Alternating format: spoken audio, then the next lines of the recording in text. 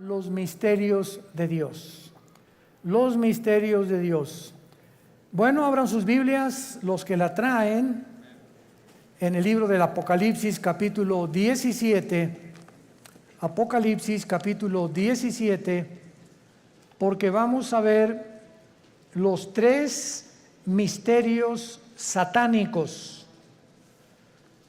Y vamos a abocarnos en esta mañana al misterio de Babilonia. La Biblia es un libro sellado. Contiene información espiritual. Y esta información espiritual no le es dada a las personas que son muy inteligentes, muy intelectuales, 5 doctorados en ciencias políticas, doctor en filosofía y letras, bla, bla, bla, bla, que aun cuando tienen este conocimiento terrenal, ya sea politólogos o personas que discuten o que debaten o que son completamente diestros para poder debatir todos los temas del mundo, la información espiritual de la Biblia le es dada a las personas que tienen al Espíritu de Dios, a las personas que se enfrentaron algún tiempo en su vida con Jesús, se dieron cuenta que necesitaban el perdón de sus pecados, porque Él fue muerto, enterrado y resucitado a los 3 días, y al entrar Jesús a tu vida, en quien están encerrados todos los secretos de la sabiduría y del conocimiento, comienza tu vida a ser llenada de un conocimiento que no proviene del mundo. En 1 de Juan capítulo 4, 3 y 4 dice el apóstol: ellos son del mundo y hablan las cosas del mundo. El que es de Dios nos oye. En esto diferenciamos el espíritu de verdad y el espíritu de error. La persona natural, la persona que no tiene a Cristo en su vida, le es locura la información espiritual.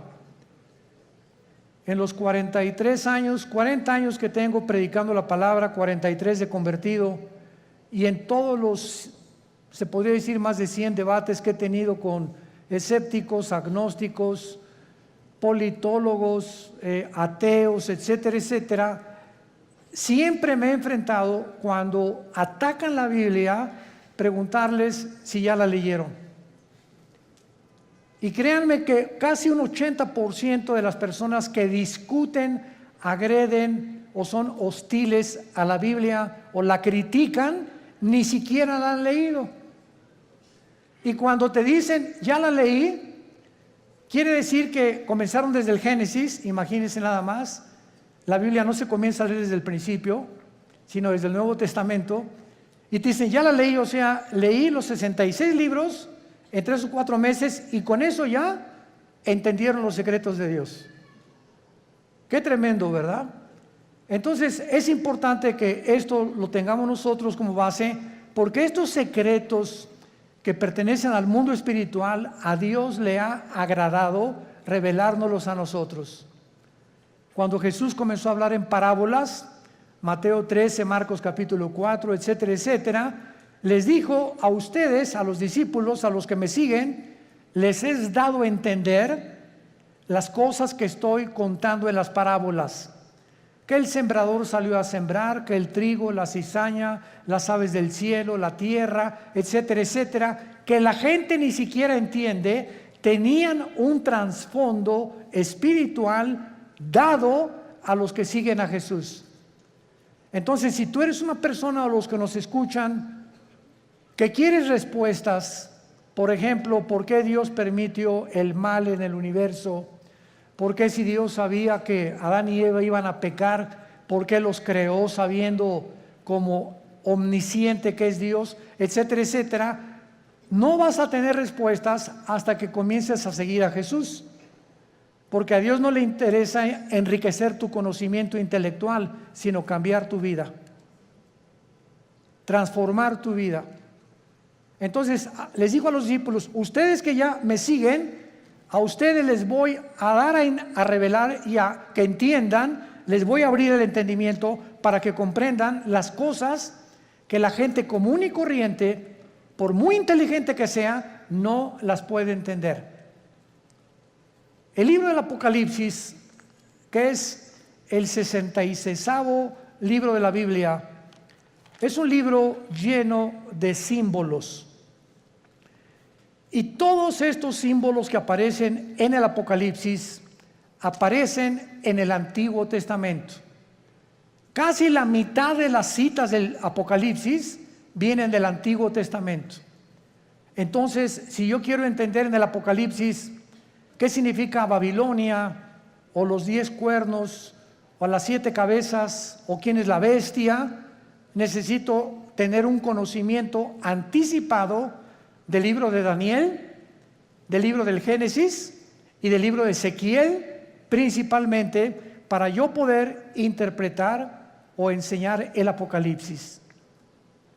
Entonces, vamos a abordar en esta mañana, en esta serie que me ha parecido de veras maravillosa, y yo mismo estoy asombrado cada vez que descubro más y más misterios en la Biblia, el misterio de Babilonia. En la Biblia hay 2 palabras, 2 ciudades que se mencionan más que cualquier otra nación de toda la historia. Y la primera es Jerusalén. Es la que más se menciona desde el Génesis hasta el Apocalipsis. Y la segunda es Babilonia. Cuando la Biblia termina en el Apocalipsis mencionando a Babilonia, a una ramera que vamos a ver ahorita, por eso se le llama un misterio, porque es la madre de las rameras y de las abominaciones de la tierra.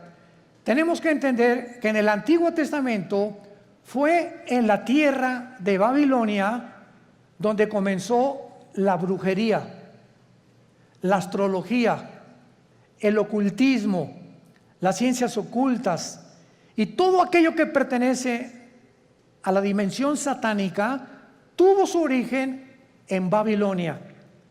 Ahora bien, la palabra Babilonia y Babel son intercambiables, pero encontramos nosotros en Génesis capítulo 10 que la primera ciudad que Nimrod se le menciona en Génesis 10 del 8 al 10 como un cazador delante de Jehová. Pero esa palabra delante de Jehová significa en contra de Dios en el original hebreo. Y él fue el primer hombre que levantó Babilonia, que después acabaron levantando una torre, Génesis 11, la torre de Babel, donde Dios tuvo que confundir las lenguas, porque si ellos continuaban con ese sueño, con ese anhelo de llegar al cielo y de tener comunicación con los astros, etcétera, etcétera, ellos iban a acabar completamente destruidos por Dios. Entonces, la gran variedad de lenguajes que hay en el mundo es una manifestación de la misericordia de Dios, porque de otra manera nos acabaríamos todos, pero en 3 días. Entonces, gracias a que unos hablan francés, otros español, otros italiano, etcétera, etcétera, el mundo ha durado casi 6,000 años. Muy bien, ahora Babilonia, aparte en el Antiguo Testamento, aparece con otros nombres geográficamente. Uno de ellos es la tierra de los caldeos. La tierra de los caldeos. Y esta palabra, la tierra de los caldeos, esta frase significa la gente que vivía en Caldea, y Caldea era Babilonia. Entonces, cuando tú oyes la tierra de los caldeos, es la zona geográfica donde la humanidad se comenzó a levantar en contra de Dios. Y actualmente, geográficamente, se encuentra en la nación de Irak. Ahí lo que es ahorita Irak y Siria. Porque en el Antiguo Testamento Irak y Siria era la tierra de la Mesopotamia y no había una división, estas 2 naciones no están divididas todavía, Y toda esa área geográfica es precisamente donde comenzó la humanidad, de acuerdo a la Biblia.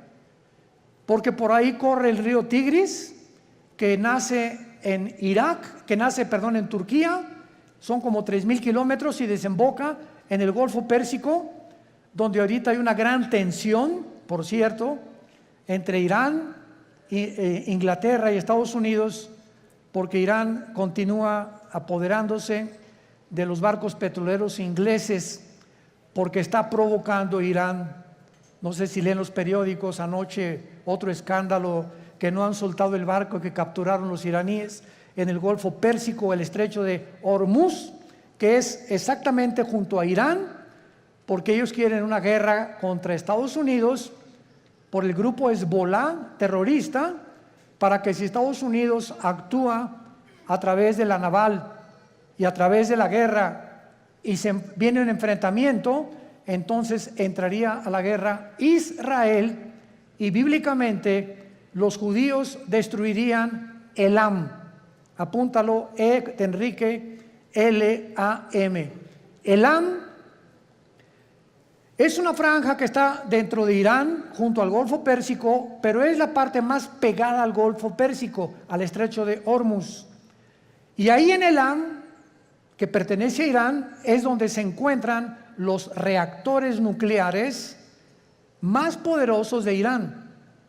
Ahí están las centrifugadoras del uranio 235, que es el elemento químico para producir la bomba atómica o las bombas nucleares. Entonces, de acuerdo a la Biblia, en el libro de Jeremías y en el libro de Ezequiel, se profetizó hace 2500 años que Elam iba a ser destruido, no Irán, porque Irán va a sobrevivir a la guerra de Ezequiel 38 cuando se una con Rusia y Turquía para destruir Israel, cosa que no lo van a lograr. Entonces, Babilonia significa confusión. Confusión.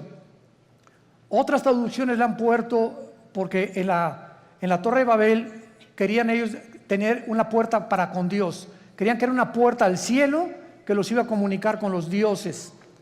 Pero la palabra Babel es básicamente la palabra confusión. Entonces vemos que nosotros, que desde el principio de la humanidad hasta el final de la humanidad, los seres humanos vivirán confundidos sin Dios. Esto es lo interesante de por qué aparece otra vez la palabra confusión al terminar el Apocalipsis, relacionado con las religiones. Porque aquí vamos a encontrar a una mujer, y las mujeres en la Biblia siempre han representado dos cosas espiritualmente nada más.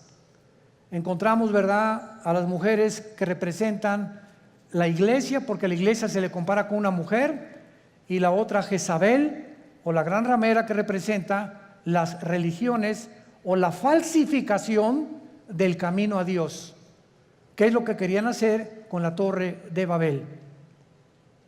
Y antes de entrar al capítulo 17 de Apocalipsis, quiero que vean otra cosa en el capítulo 9 de Apocalipsis. Rápidamente regresen al capítulo 9 y vean ustedes algo tremendo. Vemos nosotros en la sexta trompeta, Apocalipsis 9, versículo 13 en adelante, de qué manera se describe en la sexta trompeta uno de los ríos que atraviesan Babilonia. El sexto ángel tocó la trompeta y oí una voz de entre los cuatro cuernos del altar de oro que estaba delante de Dios, diciendo al sexto ángel que tenía la trompeta: desata los cuatro ángeles que están atados junto al gran río Bravo. ¿Eso dice? No, ¿verdad? Junto al Nilo. Tampoco. Qué interesante que hay cuatro principados satánicos ahorita atados junto al río Éufrates, que es el río que atraviesa Irak y Siria. y que desemboca en el Golfo Pérsico, donde hay una gran posibilidad que estalle una próxima guerra.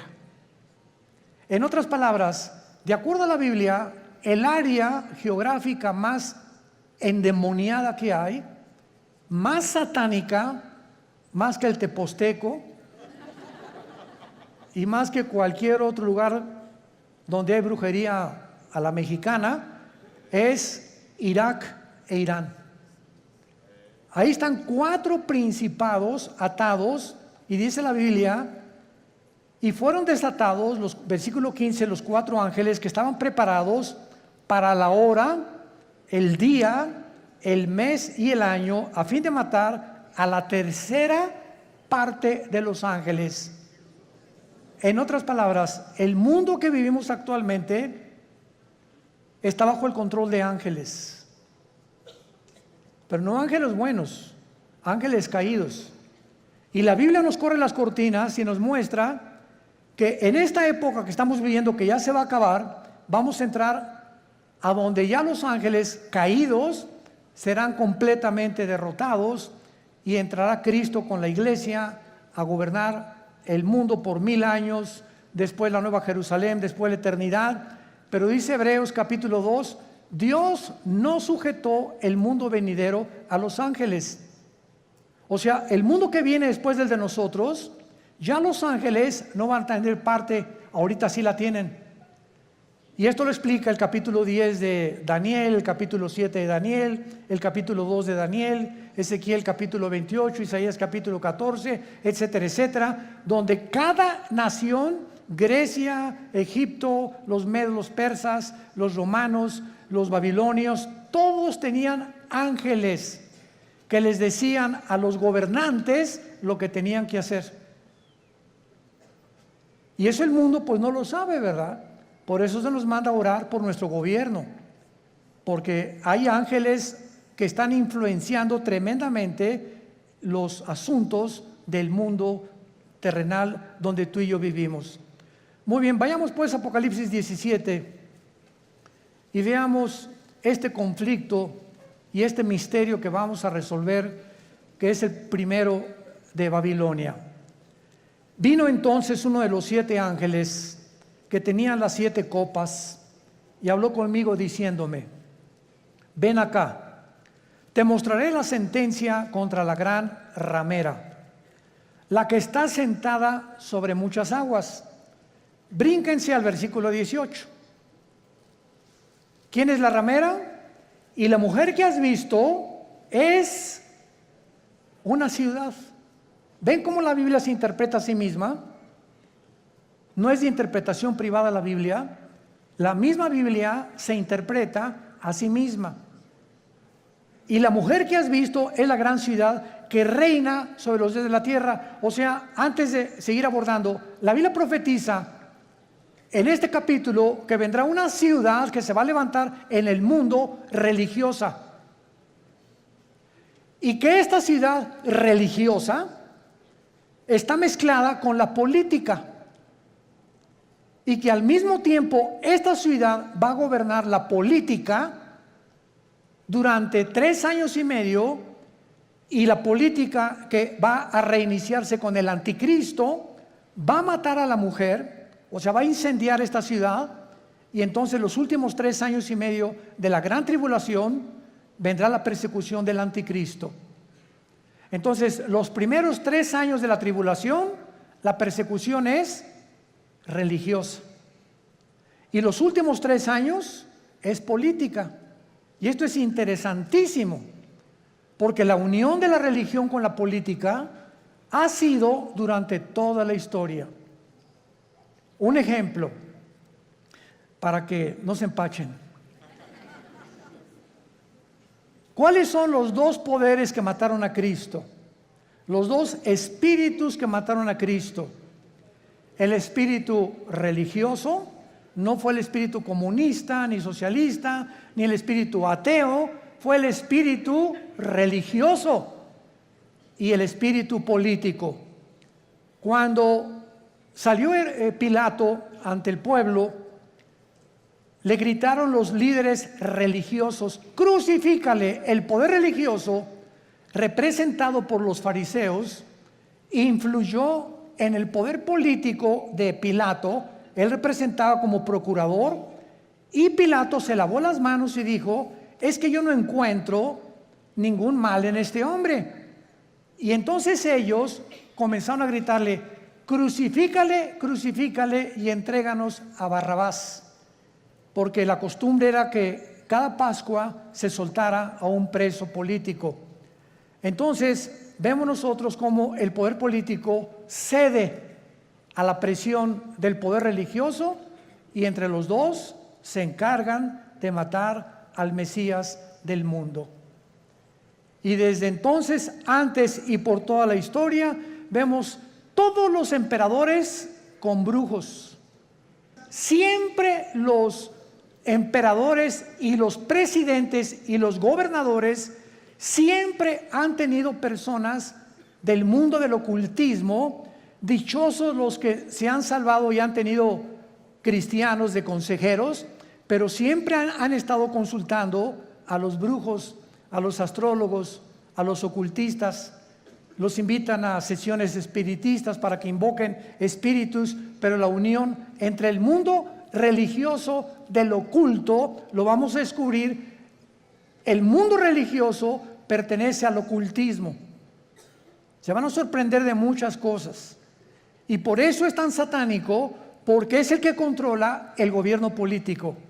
Y así ha sido durante toda la historia.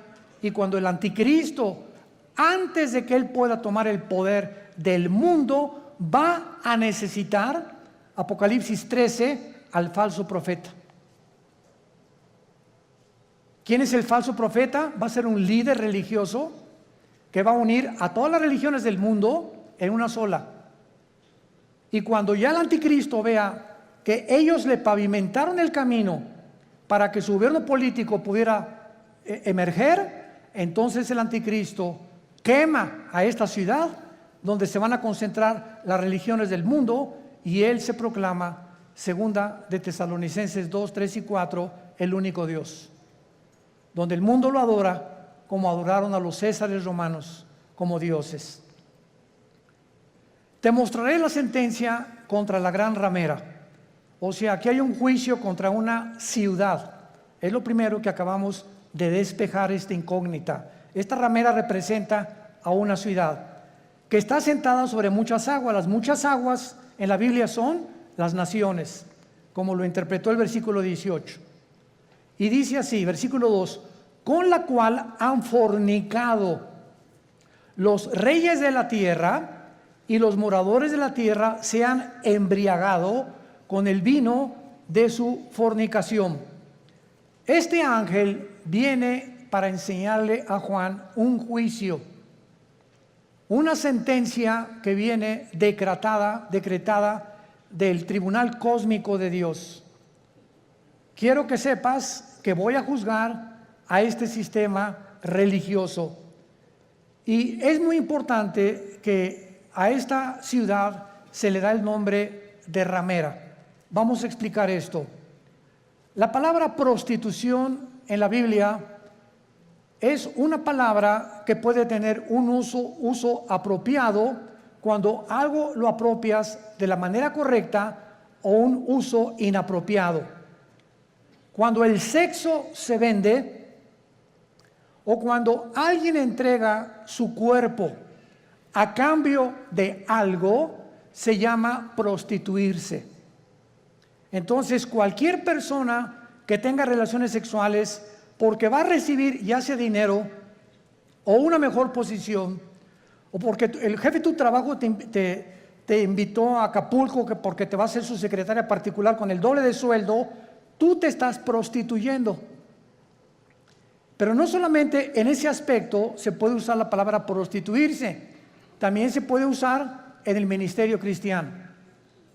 Cuando, por ejemplo, un pastor sabe que un miembro de su iglesia vive en adulterio, y viene la esposa y nos dice: mi esposo vive en adulterio, pero resulta que don Pancho, el que vive en adulterio, el gordito rabo verde sinvergüenza, fue el que puso el techo de la iglesia y es el que más diezmos está dando.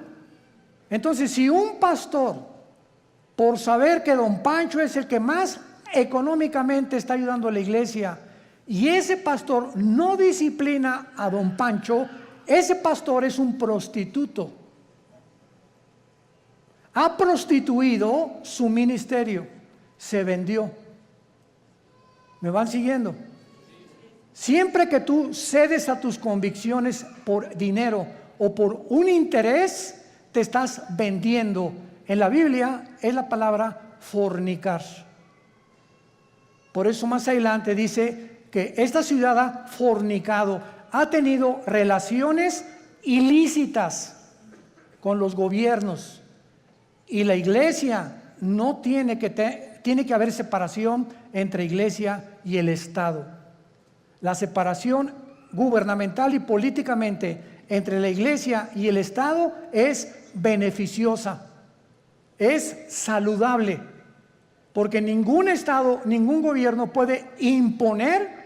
Hagan de cuenta que en México surge un presidente cristiano. Este presidente de ninguna manera debería atreverse a imponer el cristianismo en la República Mexicana, porque se coartaría la libertad, porque todos somos libres de manifestar las creencias en las cuales nosotros creemos. Pero cuando ya se impone una religión a través de la muerte o de la Inquisición o de la tortura con el beneficio de la iglesia, es cuando vemos que ese sistema se ha prostituido. Se ha prostituido, porque a la iglesia no le corresponde juzgar a los malos, eso le pertenece al Estado. El Estado usa el Estado de Derecho para castigar a los malos, silla eléctrica o pena capital o pena perpetua, lo que sea. La iglesia tiene la función de predicar el Evangelio para que el corazón del ser humano sea transformado. La justicia la aplica el Estado, no la iglesia. Para que me vayan siguiendo con mucho cuidado. Esto es muy importante, porque el otro día escuché una conferencia de un grande teólogo que me sorprendió con lo que dijo, y me dice: de todos los países a los que yo he visitado en Latinoamérica, el más inculto y el que más ignorante es de todo lo que está pasando, México lindo y querido. Sentí algo bien feo aquí adentro de mí. Se considera el país más ignorante y más inculto de todo lo que está pasando políticamente, religiosamente, etc. Como que si al mexicano no le importa más que el Calimán y las telenovelas y el América, desde luego. Además vive el América.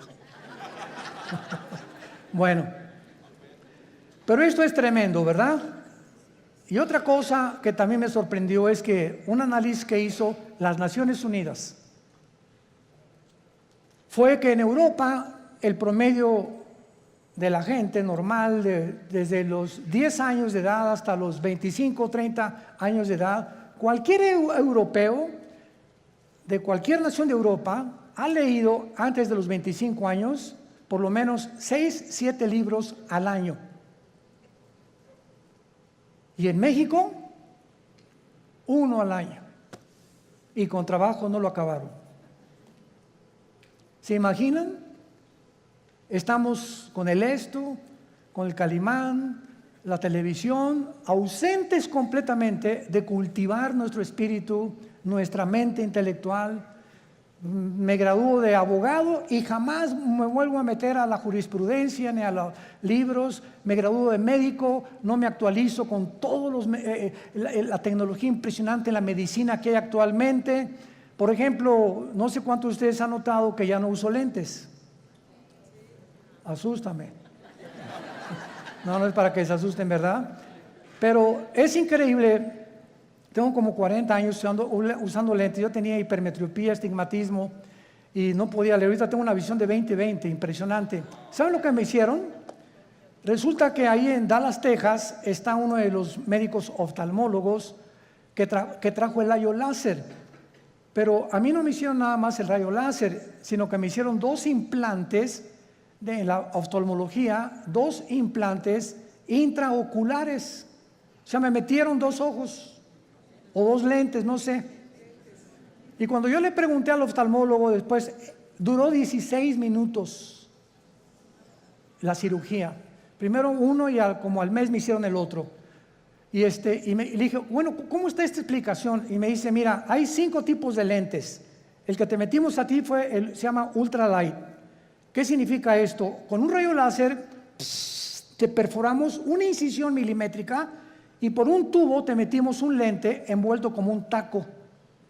Y entró el lente y dentro de tu ojo se abrió como una tortilla. Y entonces se tiene que ir pegando a la parte de atrás, al tejido. Y en ese momento, bueno, me dieron entrenamiento, ¿verdad? Todos los días me dieron que tenía que hacer una pluma así, acercármela a todo, nomás como 50 o 100 veces hasta que ya pudiera ver de cerquito. Ahorita ya no necesito nada, ya puedo ver de lejos, ya la luz casi no me molesta. Pero es impresionante la tecnología de la oftalmología y de todas las demás ramas de la ciencia del siglo XXI. A mi hijo Caleb le hicieron en 7 minutos el láser, nada más que a él no le hicieron cirugía. A él con el puro láser le quitaron los problemas que tenía de la vista con una garantía de 35 años. Ahí me dieron hasta que venga el Señor por nosotros. Y sí, ya para qué quiero más, ¿verdad? Bueno, pero este es el mundo que estamos viviendo, ¿no? Entonces, están pasando muchas cosas en el mundo y tenemos que estar actualizados, tenemos que estar leyendo revistas, actualizándonos, ¿verdad? Las noticias para saber y enterarnos cómo está la cosa. Y tenemos que tener hambre, pero más que nada, hambre de la Biblia. Muy bien. Entonces, la prostitución en este pasaje, la ramera representa, si lo quieres apuntar, la prostitución de la religión. Cuando la religión se vende, cuando la religión ofrece, dame dinero y tu hijo va a ser sanado. Dame dinero y la maldición se irá de tu casa. O manda dinero y vas a recibir a cambio algo. Esta religión está negociando la salud y se está prostituyendo. Porque la Biblia dice que Dios ama al dador alegre, no por necesidad, ni por coerción, ni por amenaza, ni porque si no mandas, la maldición de Tutankamén caerá sobre tu casa. Ahí es cuando vemos la prostitución de la religión. Hace poco acaban de capturar a un hombre, ¿verdad?, en Estados Unidos, líder de una secta que se llamó La Luz del Mundo en México, que no se imaginan ustedes, ¿verdad? No son millonarios, son multimillonarios. Y lo más asombroso es que el 70% de las gentes que van a estos millones de personas que pertenecen y el dinero que tienen son gente humilde, son gente de pobres, o sea, de la clase indígena y de casi, como decía Cantinflas, desleídos y deslustrados. No son muchos profesionistas ni mucho menos. Y estas personas, ¿verdad?, tenían comandos armados. Cuando ese hombre viajaba con guardaespaldas, con ametralladoras, etcétera, etcétera. Y llegó a convencer a la gente de que él era Dios. Y cuando él entraba a la iglesia había un trono literal, donde él se sentaba con muchachas junto y muchachas por acá a los lados, y entraba y lo comenzaban a adorar como Dios. En otras palabras, él estaba vendiendo, prostituyendo la religión. Y así hay cantidad de sectas, e inclusive se puede dar en iglesias cristianas. Cuando los líderes, vuelvo a repetir, por causa del dinero o por conveniencia del dinero, se venden y sus convicciones las crucifican para poder obtener lo que ellos están ofreciendo mediante milagros. Este es el problema de las religiones que se prostituyen. Muy bien. Y esto es lo que sucede en Apocalipsis 17, como lo vamos a ir viendo, una ciudad prostituta que ha fornicado, dice el versículo 2, con los moradores de la tierra. Y más o menos ustedes ya pueden irse dando cuenta de quién estamos hablando. La única, para que ustedes estén enterados sin afán de ofender a nadie, la única religión que existe en el mundo, la única que tiene un lugar en las Naciones Unidas es Roma. La única religión que durante 18 siglos en Europa no permitía que los reyes se casaran más que con los que ellos autorizaban.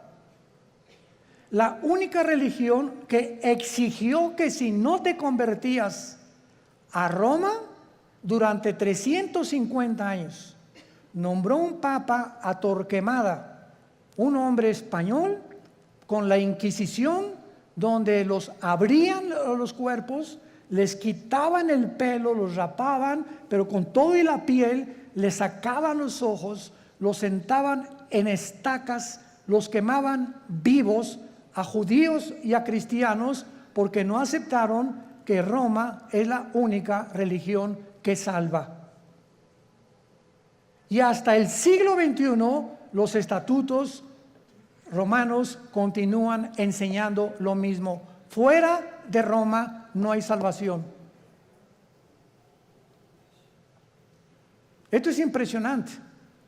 Cuando yo tenía 12 años de edad, les he contado a muchos, fuimos educados, mi hermano Alejandro y yo, en colegios lasallistas, San Juan Bautista de La Sal. Y a los 13 años vivíamos en Acapulco, entré al seminario, yo quería ser cura, porque nos enseñaron los hermanos lasallistas en aquel tiempo latín, en aquel tiempo éramos acólitos, el cura daba la misa en latín, cuando entraba supuestamente al altar, ¿verdad? Entraba y decía, introibo al altar de Deu, Justifica Juventudes Meam, me introdujo al altar de Dios a ofrecer los sacrificios por los vivos y por los muertos. Ya le contamos en latín los acólitos, y cuando uno de los grandes dirigentes ahí llegó a visitarnos al seminario, nos dijo, ustedes están ya en el tiempo de hacer un voto de celibato sacerdotal.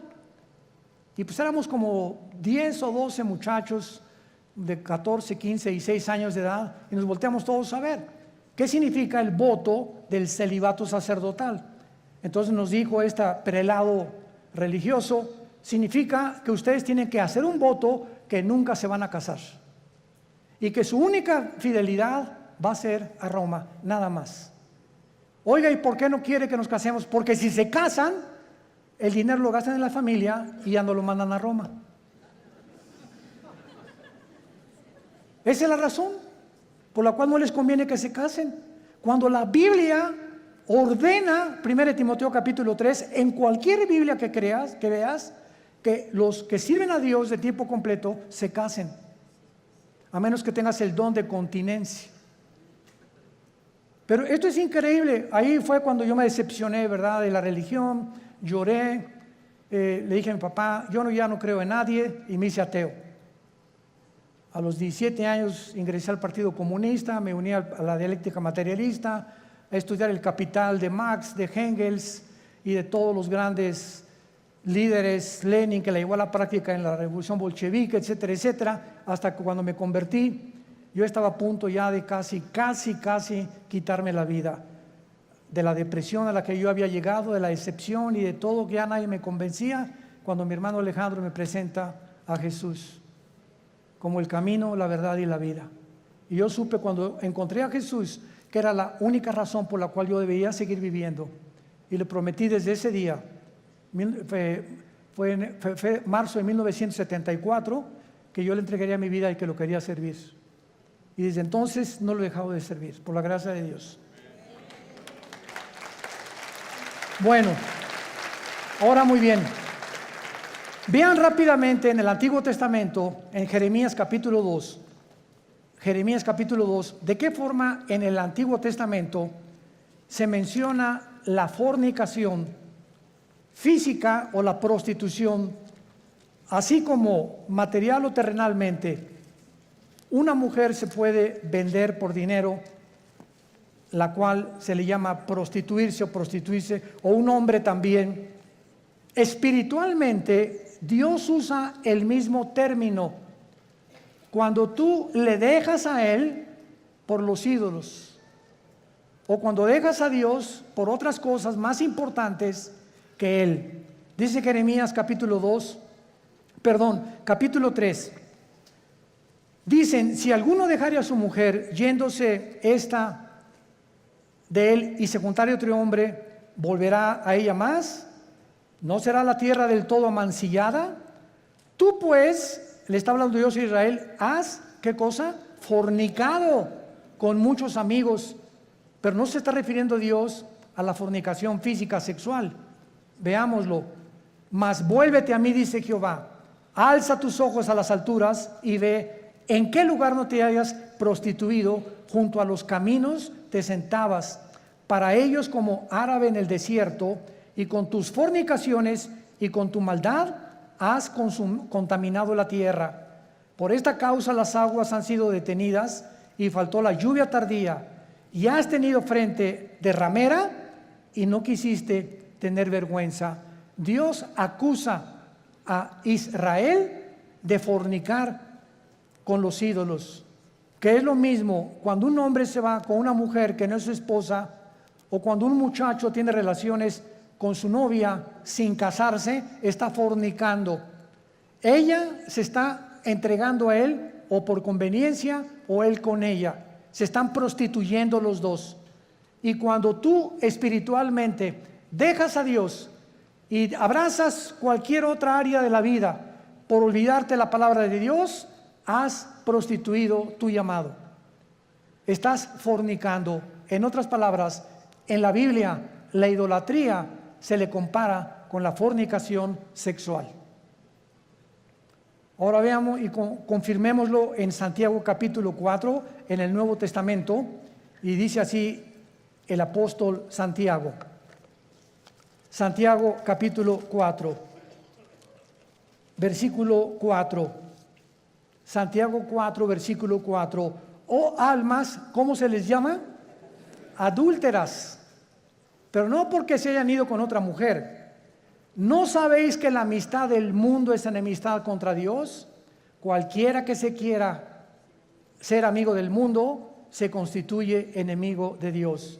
¿O pensáis que la Escritura dice en vano, el Espíritu que Él ha hecho morar en nosotros nos anhela celosamente? Vemos ya que también en el Nuevo Testamento la fornicación puede ser espiritual o puede ser de carácter sexual.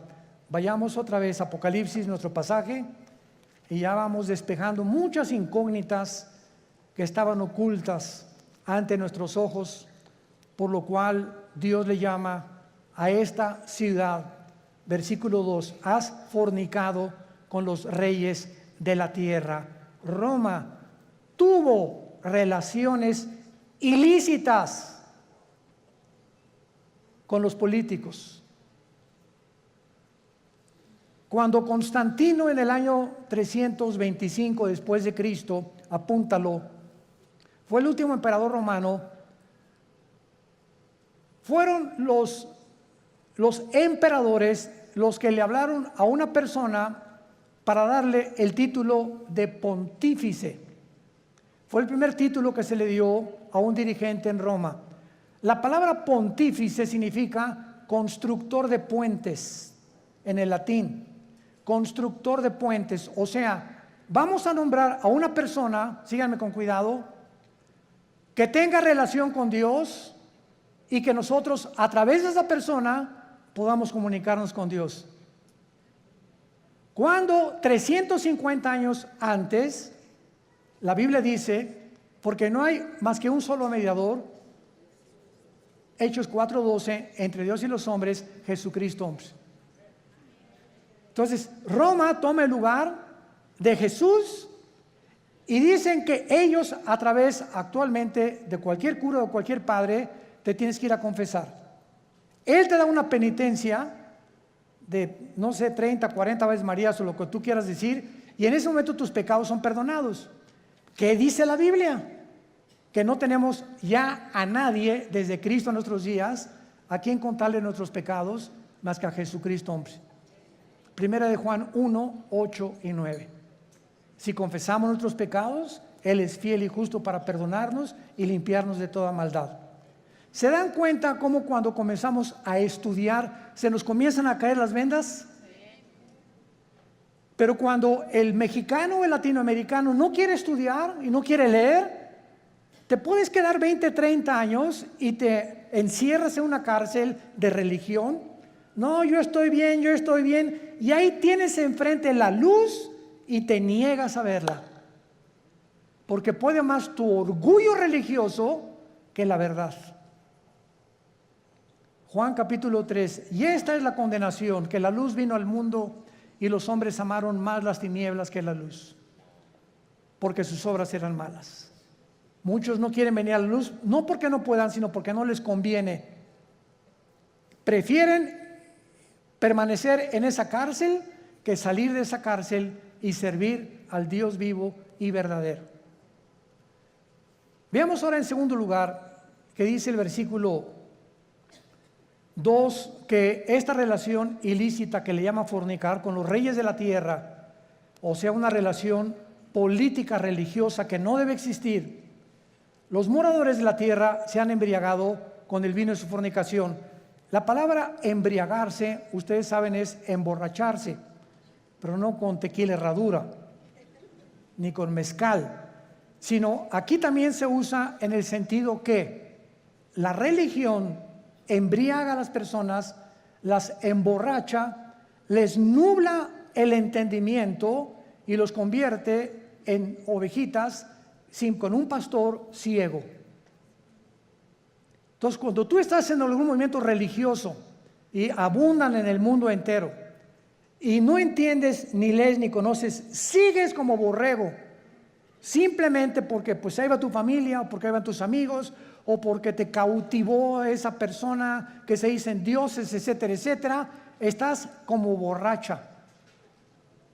Caes en una trampa tremenda. ¿Se acuerdan de Jim Jones?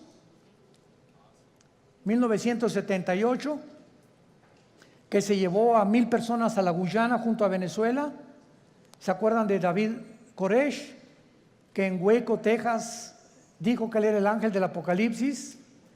¿Se acuerdan de Juan Carlos Miranda, recientemente, que dijo que él era primero el anticristo, pues que era Jesucristo? Y así este señor de la luz del mundo, que dijo que él era también el único que debían de adorarlo, y cuando llevaba en su haber 7 o 4 niñas violadas.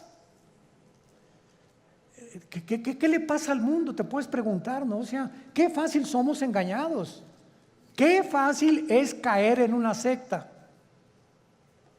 por no estudiar. Mi pueblo pereció porque no tuvo conocimiento. ¿Ven la importancia de prepararnos?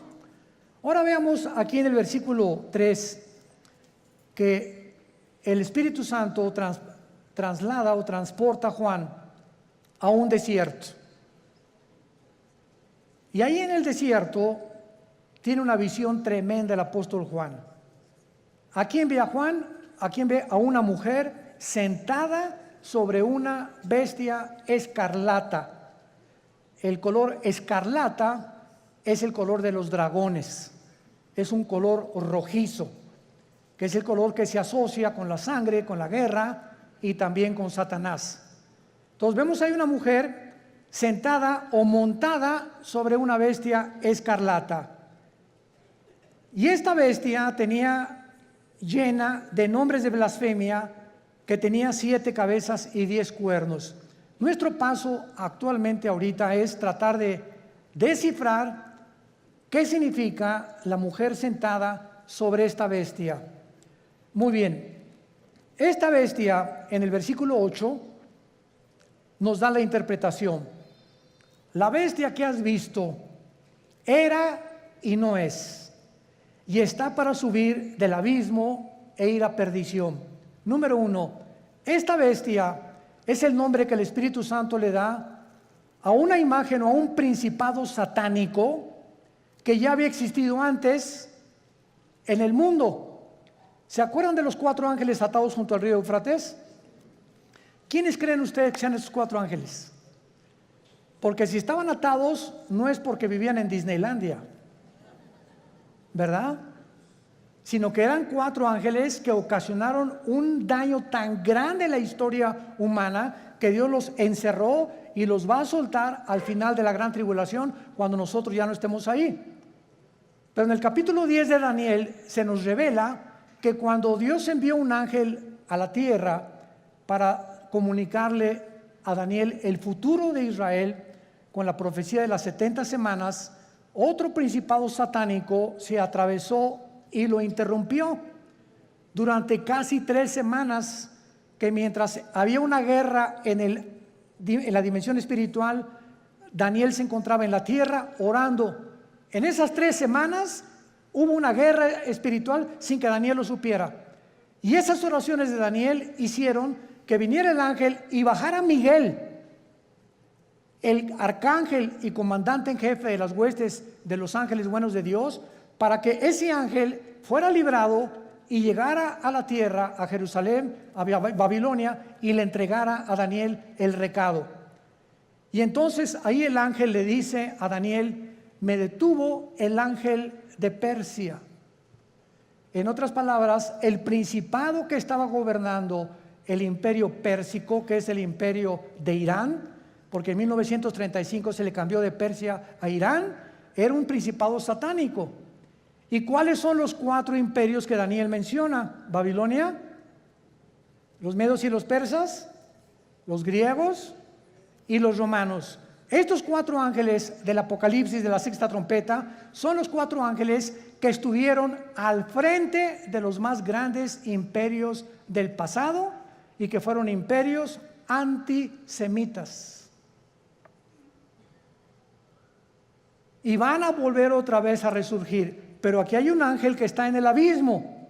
¿Qué es el abismo?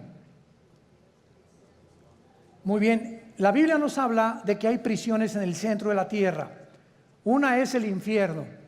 ¿Quién está en el infierno? ¿Tu comadre? ¿Tu tía? ¿Tu tío? No sabemos, ¿verdad? El infierno es el lugar de los espíritus humanos, nada más, desde Adán hasta nuestros días, que bajan al centro de la tierra. Todos los que murieron sin Cristo o rechazaron la salvación se encuentran en el infierno. En el infierno no hay demonios. Ahora, el lugar de los demonios, cuando Cristo vino al mundo, el gadareno le dijo a Cristo, ¿verdad? O cuando los iba a sacar del endemoniado, le dijeron a Cristo: no nos mandes al abismo, déjanos meternos en los puercos, porque los demonios saben que al bajar al abismo ya no salen hasta Apocalipsis capítulo 9, que se les va a abrir la puerta y van a invadir el mundo. ¿Se imaginan? Ahorita hay maldad. Ahora imagínense con todos los demonios sueltos. Entonces en el abismo están los demonios, en el infierno los seres humanos, en el Abadón o en el Tartarus están los ángeles caídos que Dios ha guardado por ahí y que también serán soltados después. Y hay otros ángeles que están guardados y que ya nunca jamás, por toda la eternidad, van a ser soltados. Entonces la Biblia nos muestra claramente que esta bestia que estaba viendo Juan, no hay otro nombre más que bestia para darle, porque la palabra bestia en el griego significa algo cruel, rapaz, sanguinario, que no se le puede comparar a un tigre, ni a una hiena, ni a un león, ni a una águila. No hay ningún animal comparado, y por eso se le adjudicó el nombre de bestia. Y esta bestia es el anticristo. ¿Qué nos dice la Biblia? Que cuando surge el anticristo, que lo más seguro es que el diablo va a tener relaciones con una prostituta. Y de esta relación van a ser el anticristo. ¿Cuándo entra el espíritu al cuerpo humano?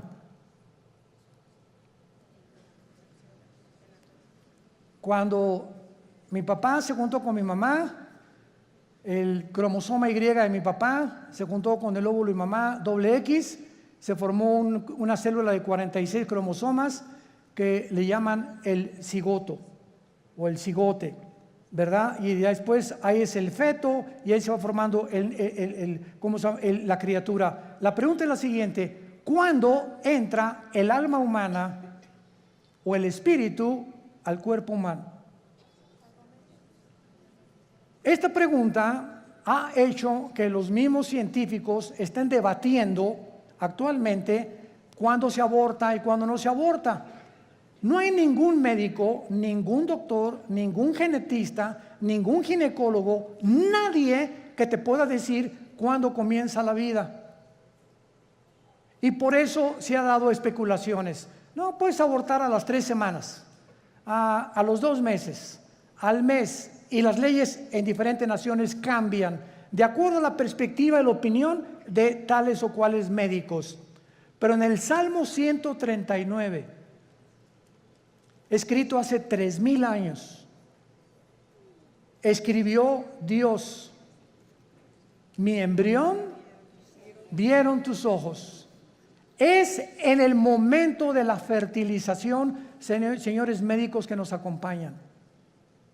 Es en el momento de la fertilización cuando el cromosoma de mi papá fertilizó el óvulo de mi mamá. En ese momento Dios nos considera seres humanos completos, con toda la información genética, aunque no se haya desarrollado el corazón ni el hígado ni mucho menos, pero en ese momento ya estamos potencialmente completos como seres humanos. Así que a los 2 o a los 3 días ya se le llama aborto.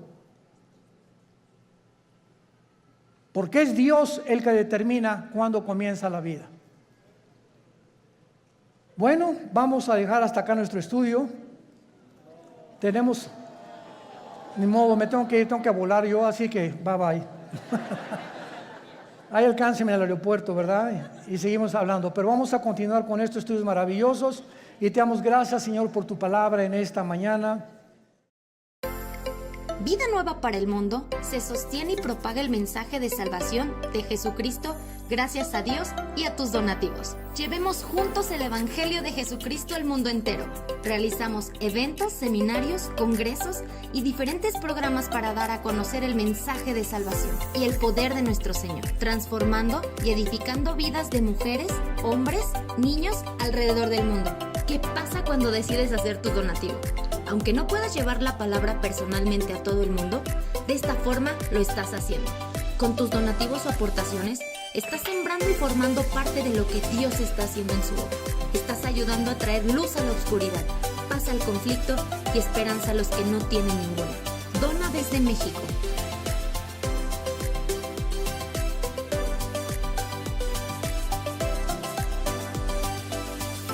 Dona desde Estados Unidos.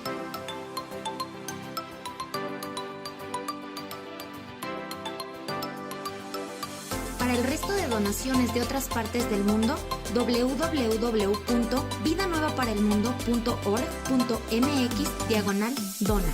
Estamos cumpliendo la gran comisión.